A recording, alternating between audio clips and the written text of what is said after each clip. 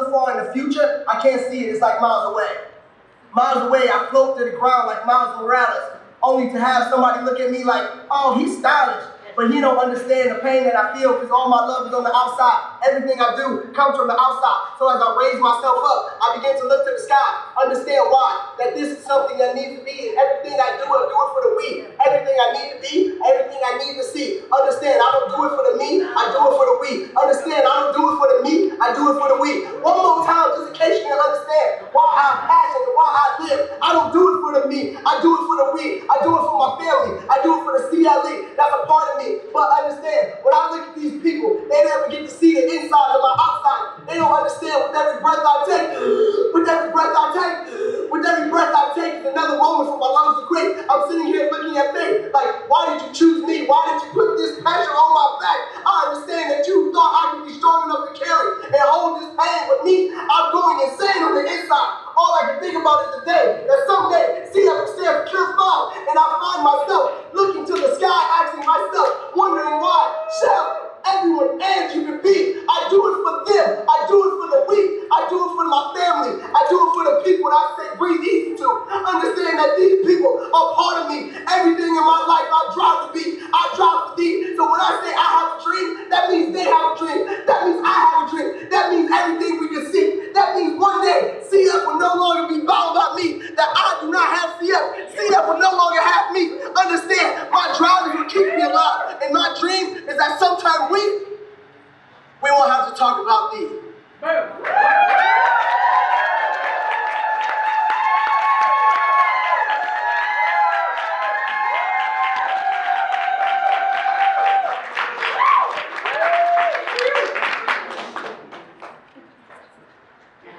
So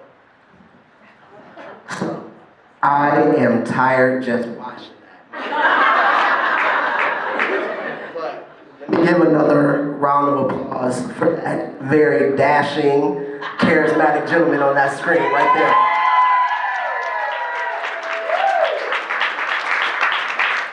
So the question is, hold music.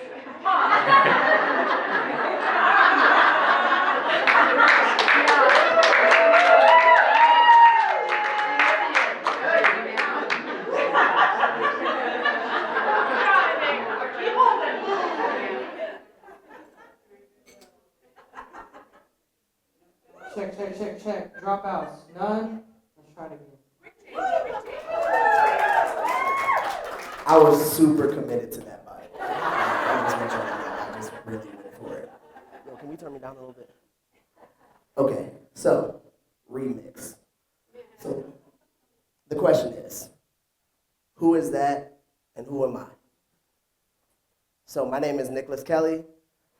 Nick is fine, and I'm a lot of things.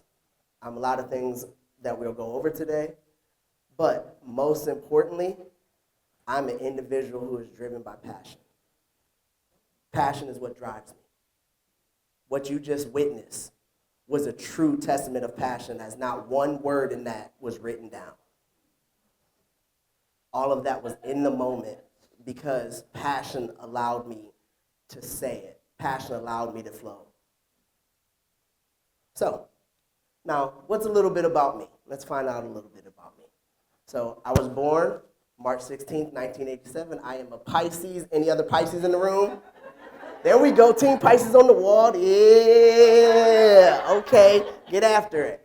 So, I was diagnosed with cystic fibrosis when I was 3 months old. That part's not interesting. I was very sick as a child, also not uncommon. The thing that's interesting is 37 years ago, they didn't think African Americans could have the disease, so no one would test me for it. So as I continued to get sicker, it was actually my mother who did the research, and she diagnosed me. So shout out to my mom for that.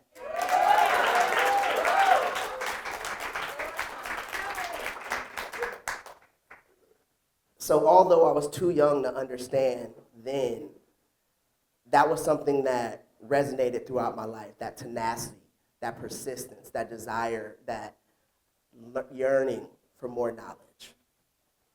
Now, we have a room full of very intellectual people here. We have researchers. So I'm not going to bore you with the statistics and the things of CF, okay? We know lungs, GI system, pancreas, we know those things, right? However, what they do not tell you when you sign up for this disease is that it affects everything else. It is so impactful on every part of your life. So some of the things I'm going to do today is I want to touch on those things that it's impacted. But as we stand here and we look, this is not just for me, this is for y'all. So if you've seen me present before, this is going to be a little different because this is going to be a lot more interactive than normal. I want y'all to be a part of this energy the same way I'm part of this energy. So one of the big things for me is understanding what passion looks like. So who here has an idea? How do they define passion? Somebody raise their hand. I will call on people, okay? Okay, here we go.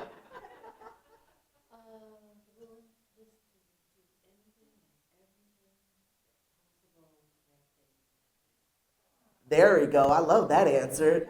Hey, give that up, man. That answer gave me a little warm and tinglies inside. I was like, oh my goodness, I think he likes me. So that is a fantastic answer. So how do I define passion? I define passion as the thing that drives a person. It is the thing that somebody cannot be without. It is the thing that surprises, is the thing that excites, and is the thing that invigorates a person. Passion to me is the single most important thing an individual can have. So that's passion. Purpose. Now, this one's gonna be a little interesting. How does someone describe purpose? Hands. I will walk up to you. You got a 3-second countdown. 1, 2. Oh, Kelly, there we go. Look at that. Look at that. We have someone right in the front row. I knew you were going to Purpose. I think that's, you have your own personal mission and you know what you're operating towards and you have an insight at the end of the line. So. Yeah. Okay, there we go. Thank you for that. Give it up for Kelly. Appreciate that. So for me, purpose is the external display of passion. So you find, yes, very much so. It's pretty much the same thing. So what you do is you find passion, you utilize purpose. So that's how that looks. And all of those come together to increase productivity. So, or what I like to call the 3 Ps. So the reason that's important is because when we find passion, we find it, now we have it, we go. Now it's a question of what do we do with it? What do we now turn that passion into? And it's whatever passion we may have. Sometimes it's big, sometimes it's small. Everyone in this room has a passion for one goal, making CF stands for Cure Found. That's the passion we have. But coming to a CFRI conference and learning, that's how we externally display that passion. Do you see? And by doing this, by learning, as we said, we have everyone in this room, all the researchers, all the really, really smart people, all the people online, shout out to y'all, all those people, and then who will turn this into a podcast, all of those people will help increase the productivity of making that passion a reality or seeing that end goal. That's what's really important. As we go through, and there's so many factors that go into passion. For me, let's talk about some of my passions. So I am a registered and licensed dietitian with my master's in food nutrition. Thank you. Courtesy. I'm classy. So nutrition. I love nutrition. It is one of my biggest passions. From sports nutrition, diabetes, CF I fell into that one a little bit.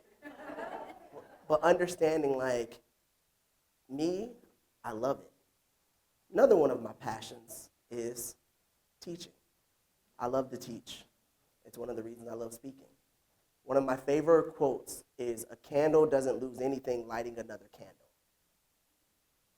And so that is what it's like to share that knowledge, is to share those experiences. That's what happens when you get to teach. You get to educate, you get to inform, you get to allow someone to learn and be in on your passion.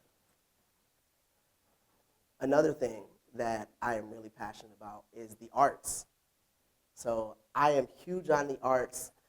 If anyone was at NACFC, they may have saw a couple dance moves, may or may not have a few,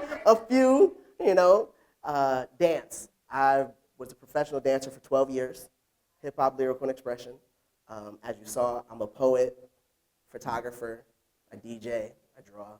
So the full arts. I am in love with the arts, and even the skills I can't do. I can't paint, but I love it. So, look, we can't all be good at everything. I do not need your judgment. So having those outlets, having those creative outlets is something that's so important. So those are some of my outlets. I want someone to just yell out some of your favorite creative outlets. Anyway, cooking, nice.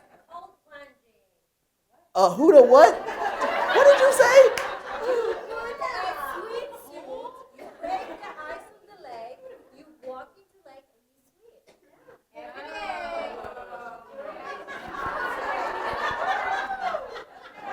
Did this woman just tell me she goes out fishing in the water with no fish? That's what I heard. Okay, we're back. We're back. Yeah, swimming. Okay, got it. Message received. Okay, so we got cooking. We have ice diving, fishing situation. Swimming, excuse me, ice diving, swimming situation. Correction. Singing. Oh, yes, the vocals. Top 2 favorite artists. Okay, Celine Dion, Wake a Wish. Okay, hey, humble brag. That's what we do here. Oh, there it goes. I want to dance with somebody. I love it. I absolutely love it. So everyone here has something they're passionate about. Everyone has something that they're talented with. And the beauty of that is it's not necessarily what you think it might be. We know each other from academia, from the cause, but I never even heard of this ice fishing, swimming situation. Ice swimming. I've never even heard of this. That's a thing, okay? Apparently people do that for fun. So, I'm not judging. I'm just here understanding. I'm learning today. This is a learning experience for all of us, okay? So cooking. Cooking is something I really enjoy. So for me, cooking is a process about flavor correlation, understanding how flavors come together. To the point where I actually have a cookbook coming out. So it'll be called, it's going to be called No Needs for Seconds. So it's a high-calorie cookbook, so be on the lookout for that. But when we look at these different things, when we look at these platforms, we start finding what it looks like. And if you haven't figured out, one of the things that resonates and always goes back to is passion, because that's what we stand on. Something else I'm very passionate about is research. And I'm not just saying that because I'm here with you guys. I do love research. Why? The biggest reason why is because of my mom. My mom always told me what's good for the few is good for the many. And because of that, I am a person who participates in all the research I possibly can. Another reason for that is because I don't like reading consents. I just say yes. I'm not gonna lie. I have literally one question. Is this going to hurt me? If the answer is no, I once got paid. I got a check in the mail that I didn't even know was coming because I didn't read it to see I get paid. Hey, good day for Nick. It was a good day. And it was a nice sized check. I was like, so they paid me for all this time I've been here. We should look into this. Apparently you get paid to do research. Who knew? But even as I say, Even if I didn't, that wouldn't matter because I think it's important. But why is it important? As I told you, 37 years ago, they didn't think African Americans would have this disease. You know what the problem with that is? A lot of that rhetoric still exists today. It becomes, yes, because it becomes such a common place to have this thinking, to have this singular mindset. It becomes such commonplace. But what else does that look like? How does that happen in research? Because when you start talking about minority populations, you're in a disease that is primarily Caucasian. You are in clinics that are primarily Caucasian. In the advertisement, propaganda, whatever you want to call it, is primarily Caucasian. And the researchers are primarily Caucasian. So you have, at 4 different levels, you have people who don't see anyone who looks like themselves. And that can be problematic because there's already, in number 1 and number 5 on this list, but really number 1, there's a historical mistrust in the healthcare system and research. And if you're unfamiliar with the why, go look up the gynecology studies, go look up the difference between birthing rates, go look up the Tuskegee, and there's a laundry list of other things that you can go search. So it's not one of those, why doesn't the people like us? It's, why should they trust us? And that's where the framework has to be. It's not why don't they like us, it's why should they trust us?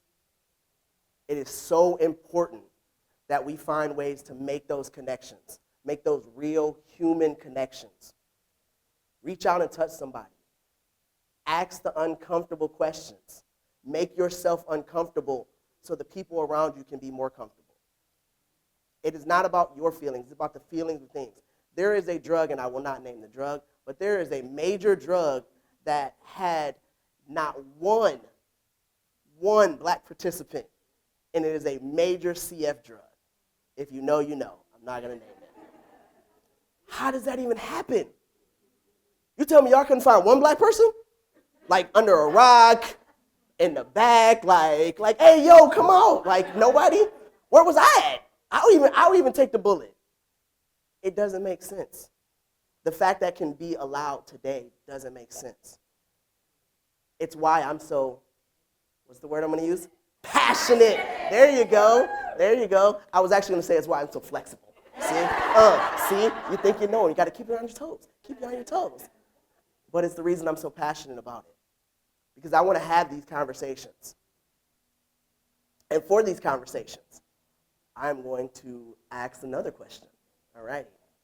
So, if there is one element of research, one element that you could change, pie in the sky, I don't care what it looks like, what would be one element? All right, give me some hands. Inclusion of the 10%. Yes, that deserves a clap. Look, come on, inclusion of the 10%. Little jump the gun on me there. We're going to go there next. We're going to go there next. Then 10%. All right, give me another one. Blind study participants. Great, great. All right, give me one more, somebody. Inclusion of minorities, absolutely. So we have these things, and the reason I say regardless of what they can be is when we say them out loud, we have a room full of researchers who are responsible for research. There we go. All righty now. Jeez, people, you guys really wanted me to hold that one a long time. My goodness. The answer was research. It was research. So we have a room full of researchers and the people who help implement, the people who help are part of this. So if you say these things out loud, we can be more cognizant and we can be more aware. We can understand, like, hey, this does not just have to be an idea. It doesn't just have to be pie in the sky. Why? Because then we can say these things. We can apply these things. Now, that 10%. Now, for those unfamiliar with the 10%, I'm going to go and explain it because everyone understands probably the 10%, but we're going to go ahead and explain anyway because I want to make this point is, so those people in the 10% who are not effective on effective modulator therapies, it is a population set that, one, is dominated by minorities. So guess what? Another short change. Another even more reason for research because of that minority population. You also have the people who, not everyone does not have the mutation that it doesn't work. Some people cannot just take the specific set of modulators because of the issues they cause. Now, for everyone wondering, okay, I know all of you are thinking, my Trikafta status is single, okay? So I'm out here on the streets. If you know somebody, give them my number, you know what I'm saying? Tell them slide in my DM. I'm taking all applicants. I'm not picky, but I am selective, okay? This pretty face can't go anywhere. All right, that's right. But understand, having these things, having these people and these individuals affected by this disease, everyone's looking for something. Obviously, I would love to have something that works. That's absolutely understandable. But people ask me, Nick, what's it like not to have one? And the thing for me that is the most important is I don't have to watch the people I love suffer. I don't have to watch the people I love die. Shell, Ange, everyone. I can literally just sit here and list all the people I've lost, but we'd be here too long. I don't have to experience that. I can be around the people I love and know they're getting better and know that they have something that for so many years we didn't have, and that's hope. What does hope look like? You can't really put your finger on it, but you just know when you feel it. You know when you get to a situation where you hope that things get better, but then you have the reality of situations where, because of therapies and advancement in therapies, a mother can hope she wakes up to yell at her kid about chores instead of having to hope she has to fit him for a tux because of the funeral. That's a sad reality. However, hope allows us to feel different. Hope allows us to feel different. So, I want 3 things people are hopeful for, not excluding CF standing for Cure Found, because that's on top of everyone's list. But I want 3 things people are hopeful for inside of either CF or non-CF. And we're going to start with Siri, because I said so. Obviously, you have to still say it even though you say I can't say it, but we do want cures.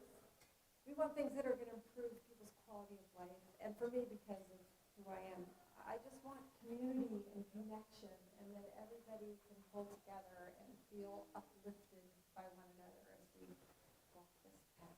Okay, look, there we go. I got right here. Some universal health care would be really good. Oh, okay. All right. Give me one more. Who else wants to give me one? Hey, she is hot. We're going to get someone else, okay? I hope that tomorrow and tomorrow and tomorrow, everybody is here with us. I love it. And let me get one more. Oh, wait, what? What was that? Red Sox win. Sorry, the Yankees.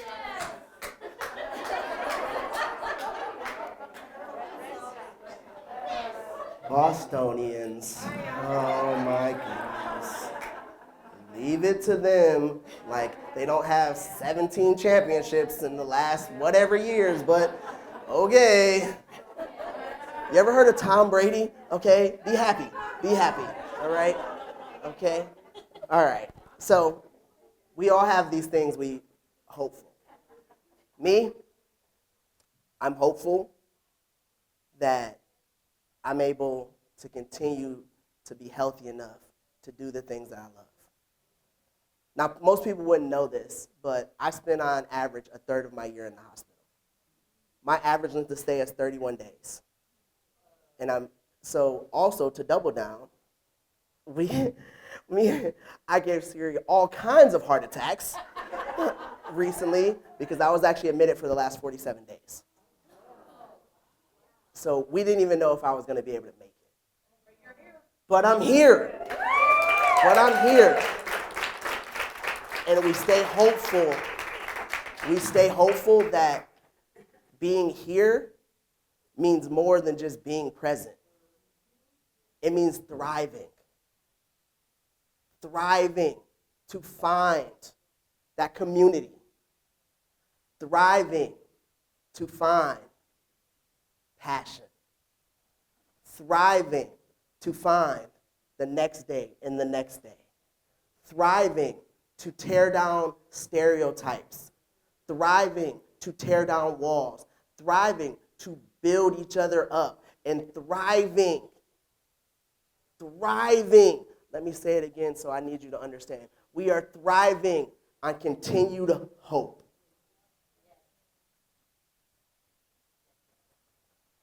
I want to be in a situation where I can stand up here and the conversation becomes, Nick, what are you going to do next?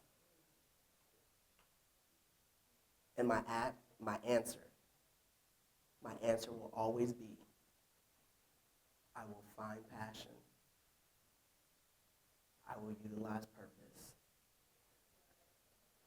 And I will share my knowledge, which ultimately will increase my productivity. The thing that is most important to me is being a part of the community that has me a part of this community. So with that being said, my name is Nicholas Kelly. We're going to open up for questions.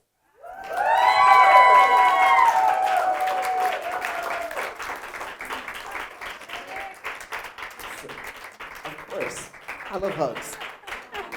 Oh, I love you. Thank you.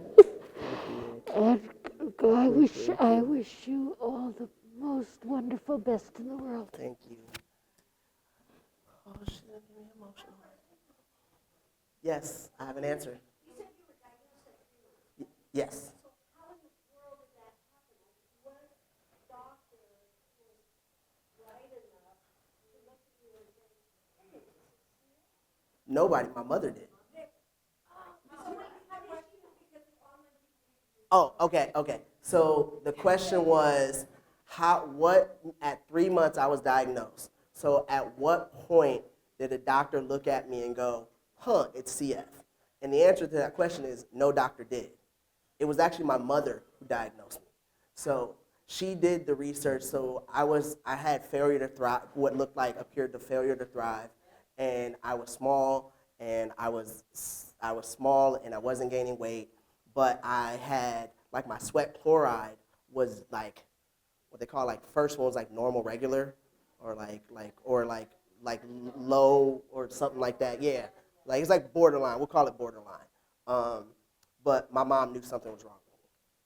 So it was actually, ironically, because she did so much research and learning the symptoms, it actually drove her into nursing. She became a nurse. I was born in '87. She became a nurse in '88. But that's how. So no doctor did. My mom, she literally got to the point where she went to the head of the hospital and told him, if you do not test my child for this disease, I'll go to every news outlet and let them know your prejudice killed my son. So that's how it went down. Gotta get it from somewhere. My mom is filled with, my mom is like me, she's like that fiery passion. But my dad is my calm. My dad he's the calm one. He's the one who allows me to be centered. He's the one who I can be like, hey, Dad, I'm having a rough time in the hospital. And he won't understand the why, so he'll just come sit with me and hold my hand. That's where my balance is. That balance comes from them. And I play both sides. I'm able to have that fiery vigor. That's where Sheila Kelly comes in. And I can kick my feet up and get real chill or let my hair down a little bit. And that's where Greg Kelly comes in. Great question. Another question.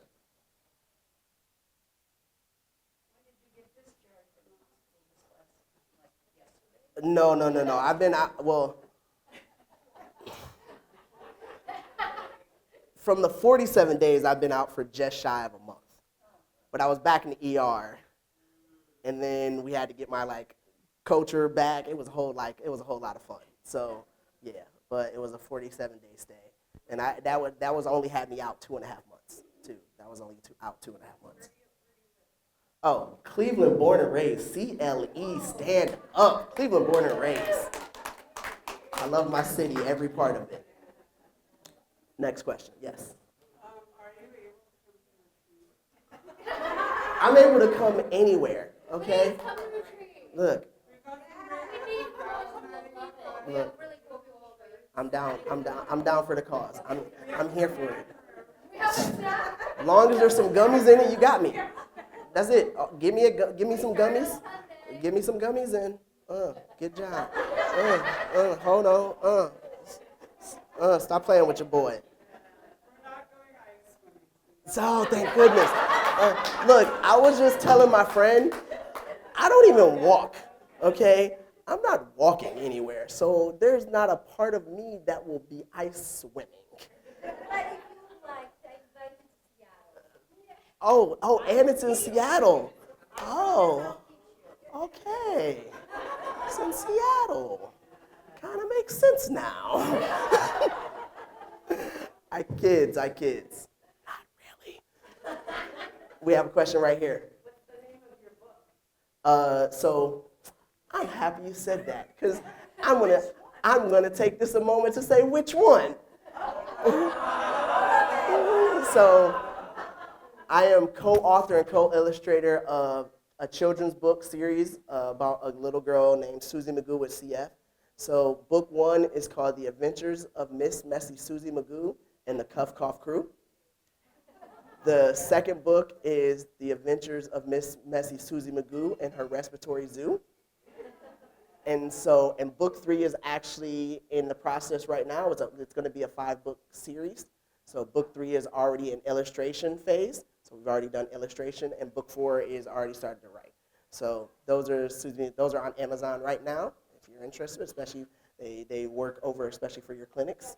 So, and then the cookbook is going to be on Amazon as well, and it is called No Need for Seconds, a high-calorie cookbook.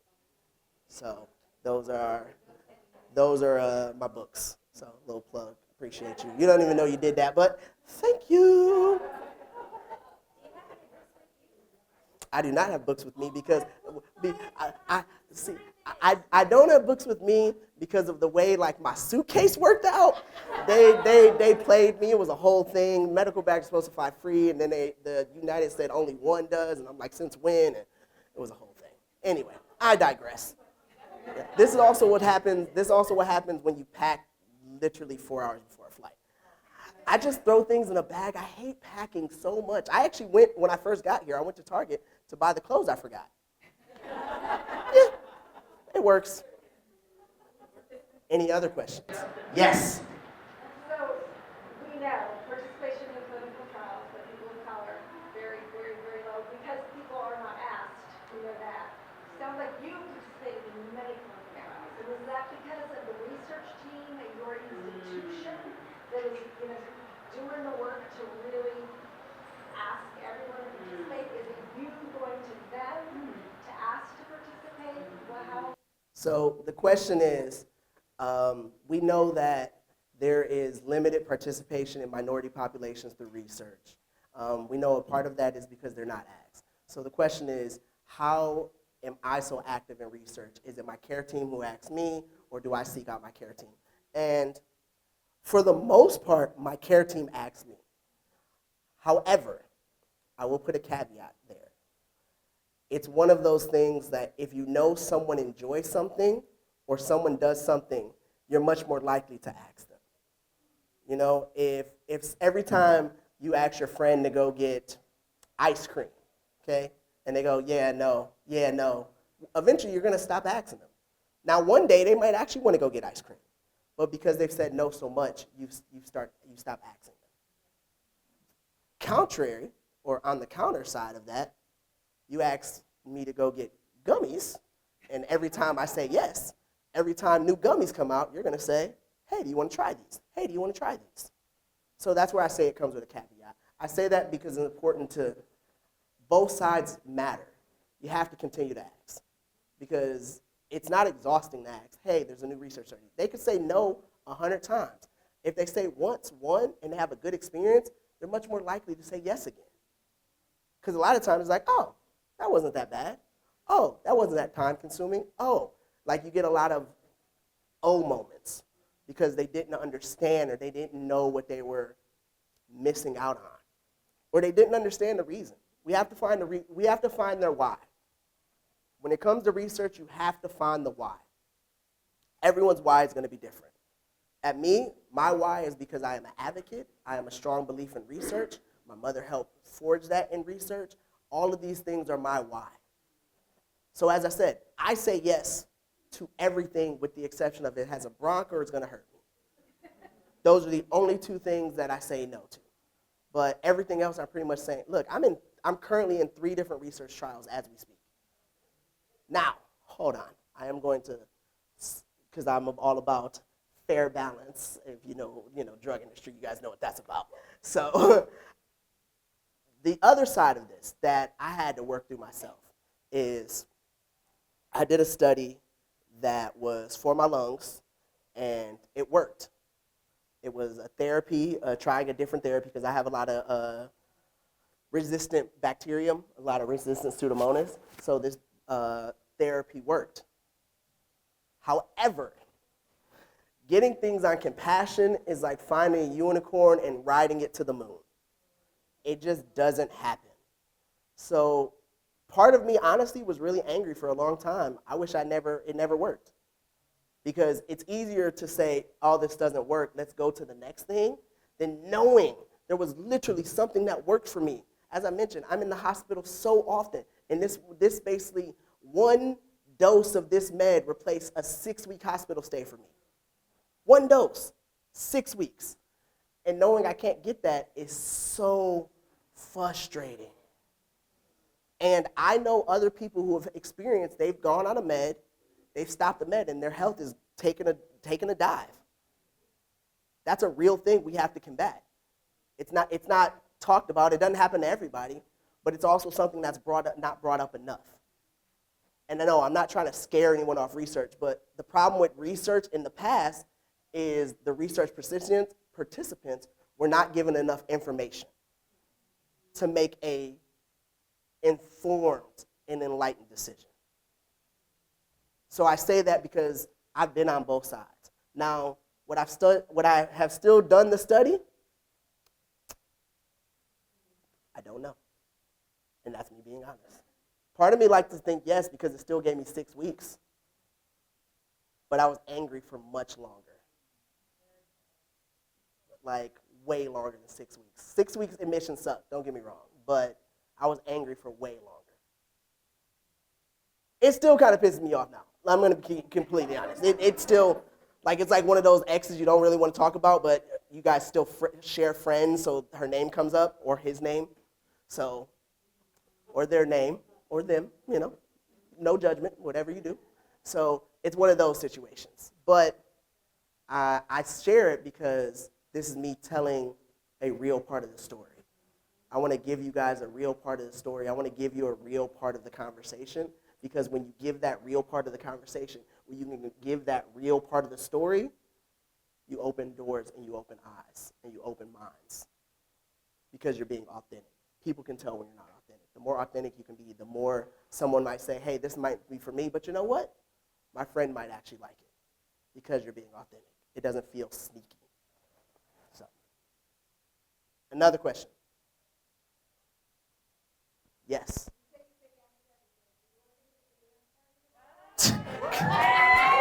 Now, you know that didn't even need to be asked, okay? The real question is, who's going to open the dance circle for me so I can get down? That's the real question, okay? So, little 1, 2, 1, 2. Hold on, stop playing with your boy. So, yes, any other questions? Hold on. I told you I'm single, ready to mingle, okay? All right, now. Tricapta ain't the only thing that's out here looking for somebody. Hey. So, do we have another question? Right here, down the floor. I'm holding the microphone. I'm already on the spot. So, do I read research papers? That's a great question.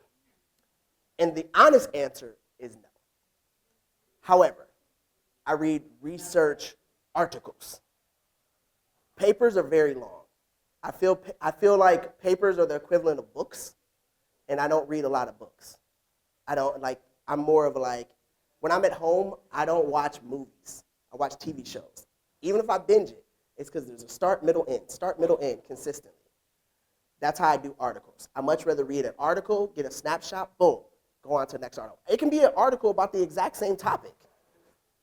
Or I can watch a video, but the whole research paper, it's just a lot for me to digest. I also like having conversations with people and saying, hey, what are some of the new research things? Because oftentimes they can give me that. It's just how I take in information. So. Yeah, maybe I should have asked the question differently. How do you get your information on research since you seem to like it so much? So you must have a way to get it. Okay, the question, how do I get my information on research? I am well connected with a bunch of people who are incredibly smarter than me. And I'm talking about me. See, y'all thought I was talking about somebody else? No, I'm kidding. So my center provides me a lot of research. My MDs provide me a lot of research, and I'll say, hey, what's kind of some of this new stuff? I have, give her a plug, like a woman words can't overjoy how much of a fan I am of JTC. If you know who she is, you know who she is. Like, give it up for JTC, because she's literally like, I just want you guys to know, she's watching this, you're like my mentor from afar, so I watch a lot of her stuff, and I get a lot of research, and we're on panels together, so I get a lot of research from her. Me and Siri talk, I talk to a lot of people. I talk to pharmaceutical companies who have things. I've done stuff at Vertex, so I got to tour their Boston one, and they're doing a lot of really cool stuff there with sickle cell, and so some of those are parallels. So I've been able to do that research. So I feel like sometimes when you put yourself in spaces, kind of like the ice cream example, when you put yourself in spaces where people know, it'll kind of help attract and find you. And then obviously the Google machine's listening, so sometimes it'll give me other articles like that too. So those are kind of where that is. Yes, we have a question right here.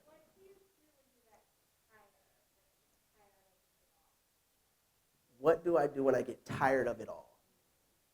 That's a really loaded question. It's because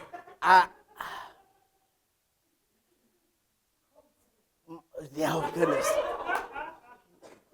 No. So I guess for me, there's a lot of answers to that. So I'm going to kind of break it down in categories.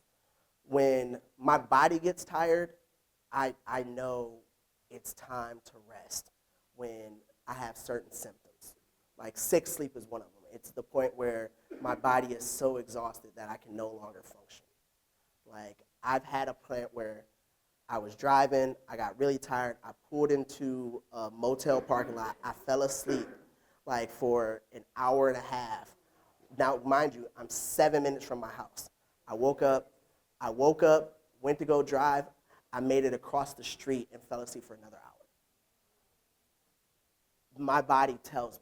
So when I get that tired, I just know at some point, and I'm at the point in the age where I no longer delay hospitalizations. They are what they are. Like I know where I am in my life. I'm not delaying them. I'm not holding them back. I'm not doing any of that stuff. So I'm not getting in late. If anyone wonders that, I'm getting in on time. It's just, if you run to the hospital every time you got symptoms, you'd also never leave. So it's kind of like a balance.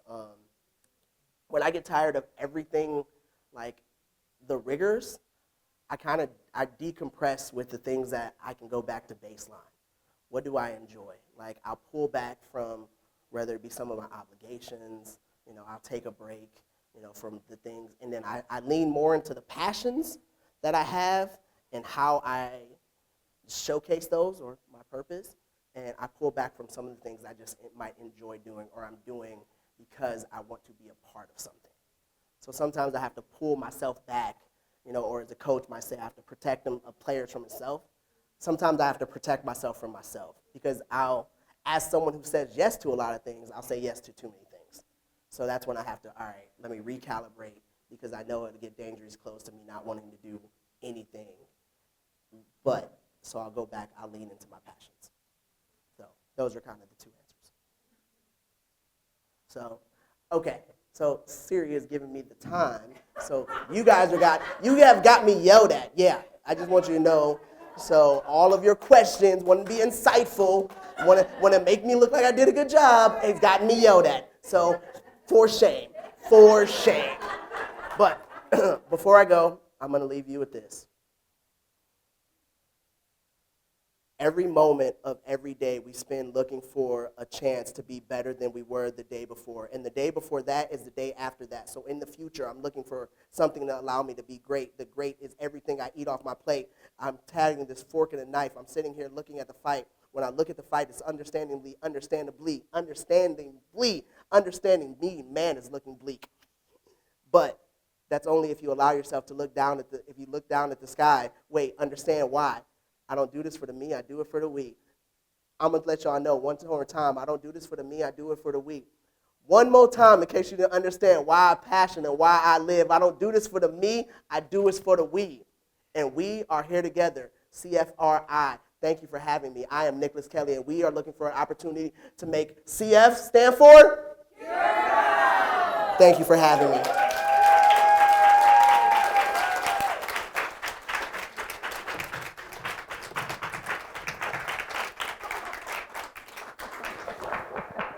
Thank you. Always.